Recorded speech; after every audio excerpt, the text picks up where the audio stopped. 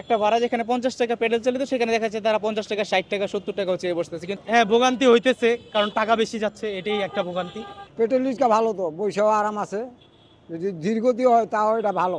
Battery চালিত রিক্সা আছে, ওর জন্য আমার অনেক বেশি সমস্যা হয়। ওরা হচ্ছে উড়াধুরা চালায়, একদম কোনো কিছু মানে না। পেডেল চালিত রিকশায় আপনার যেই ভাড়া আপনার নেয়, তো সেই তো আপনার মানে যেই কি বল অটো রিক্সাগুলোতে আপনার তুলনামূলক কম নেওয়ার কথা, কিন্তু সেই অনুযায়ী আপনার দেখা যাচ্ছে যে সেম টাইপ নিচ্ছে, যেখানে দেখা যাচ্ছে যে আরো বেশি তারা দাবি করে বসতেছে যে আপনার এখান থেকে যেখানে একটা ভাড়া যেখানে 50 টাকা পেডেল চালিত সেখানে দেখা যাচ্ছে তারা 50 টাকা 60 টাকা 70 টাকাও চেয়ে বসতেছে। কিন্তু এত কিন্তু যেমন দেখা যাচ্ছে বাংলাদেশের বিভিন্ন জায়গায় আপনার অটো রিক্সাগুলো চলে, সেখানেও দেখা যাচ্ছে যে আপনার এমন ভাড়া তুলনামূলক কম হয়। এটা দেখছি আমরা ঢাকার বাইরে গিয়েও দেখছি, যেখানে আপনার ধরেন ঢাকায় যে দূরত্বতে আপনার পেডেল চালিত রিক্সায় আপনার ভাড়া নিচ্ছে আপনার 30 টাকা করে, এটা আপনার বাইরে গেলে দেখা যাচ্ছে ওখানে 20 টাকাও দেখছি আমরা। কিন্তু দেখা যাচ্ছে এখানে তারা 30 টাকা 40 টাকা করে তারা দাবি করে বসতেছে। তো এই সমস্যাগুলো আর কি দেখতে পাচ্ছি আর কি। এটা একটু বেশি নেওয়া হয়, মানে একটু জাস্ট 10-20 টাকা একটুখানি ডিফারেন্স থাকে। ওরা অটো রিক্সা একটু কমায় না চেষ্টা নাই আর কি।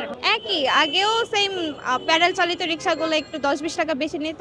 ওটা অবশ্য আমার দিক থেকে যৌক্তিক, ওরা তো ধরেন প্যাডেল চালিয়ে যাচ্ছে, সো নেওয়াটা আসলে যৌক্তিক। লেবুর সুঘ্রাণ আরো বেশি, ত্বকের যত্ন আরো বেশি, চলে আরো বেশি। আপনার পকেটে কি বিদেশি না বাংলাদেশি?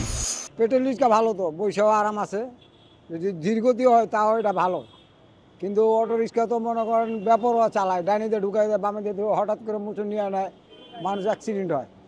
এই কারণে আমি মনে করি যে পায়ের গাড়ি ভালো। না, এটা যাওয়া যায়, দ্রুত যাওয়া যায়, কিন্তু বৈশাও শান্তি নেই, আর কোনো গ্যারান্টি নেই। ওই কারণে অনেকে মনে করেন যে ওটার মধ্যে উঠে, ওই যে ভাড়াটা একটু কম পায়, তারপর একটু তাড়াতাড়ি যে কেউ যদি আর্জেন্ট কাজ থাকে যায়, এই আর কি। যদি ভাড়া একটু বেশিও নেয় তাও কোনো সমস্যা নাই, কারণ হচ্ছে যারা ব্যাটারি চালিত রিক্সা আছে ওর জন্য আমার অনেক বেশি সমস্যা হয়। ওরা হচ্ছে উড়াধুরা চালায়, একদম কোনো কিছু মানে না, ইচ্ছে মতো যায়, ওদের কোনো দেখার কেউ নাই। এই জন্য আমার কাছে মনে হয় যদি রিক্সা একটু ভাড়া বেশি হয় সেটা আমাদের জন্য বেশি ভালো হবে। হ্যাঁ, একটু বেশি চাচ্ছে, 10 টাকার মতো বেশি চাচ্ছে, 60 টাকার ভাড়া 70 টাকা, এমন এটা কোনো ব্যাপার না, এটা ভাড়া বেশি সমস্যা নেই। কিন্তু যারা ব্যাটারি চালিত রিক্সা ওইটা হচ্ছে আমাদের সমস্যা। বেশি তো নিচ্ছেই, কারণ ডিমান্ড বাইরে গেছে, সাপ্লাই নাই, বেশি তো নিবেই। হ্যাঁ, ভোগান্তি হইতেছে, কারণ টাকা বেশি যাচ্ছে, এটাই একটা ভোগান্তি।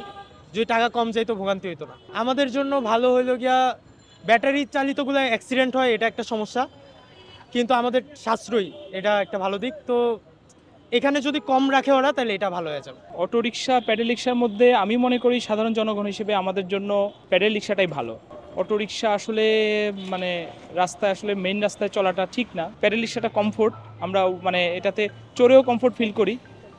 আমার ব্যক্তিগত মতামত হচ্ছে প্যাডেল রিক্সাটাই ভালো। রাস্তার ফিজিবিলিটি যাচাই করে এগুলোর আপনার অনুমতি দেওয়া উচিত, এবং এইগুলোর কতটুকু নিয়ন্ত্রণ রেখে এই রিক্সাগুলো চলবে, তাদের গতিসীমা কি হবে, এগুলো চিন্তা ভাবনা করা দরকার। কারণ এগুলোর যে গতিগুলা, তাতে অনেক অনাকাঙ্ক্ষিত ঘটনা ঘটছে, অনেকেই পঙ্গুত্ব বরণ করছে।